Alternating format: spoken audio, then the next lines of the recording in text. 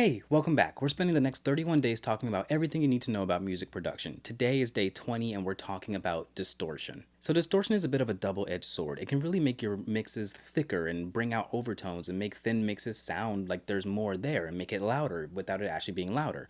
But at the same time, it can really destruct and destroy your mixes if it's misused. Now, the most common, or at least the most recognizable use of distortion is on guitars or vocals in like rock music and other hard genres. But distortion can really exist anywhere, and it exists mainly in two different types. These types being harmonic and inharmonic. Harmonic distortion will add overtones to the sound, which will enrich and make the sound fuller and thicker. Inharmonic distortion is exactly what it sounds like. It takes your fundamental frequencies and it'll add harmonics that aren't necessarily in the actual overtone series. This can make things sound grittier and grungier and nastier. This kind of distortion is kind of how a fuzz pedal works. Now, sometimes distortion is unintentional. It can happen when you're overloading a signal, like when your gain is set too high. This is called clipping, and it typically happens when a signal crunches down on itself, but it's pretty easy to avoid if you set your gain up properly from the start. Distortion is a great way to add some extra color to your mixes, but make sure you tame your gain or else it can be pretty destructive for you. Or maybe you want the crunch, I don't know, I can't stop you. Next time we're going to talk about automation.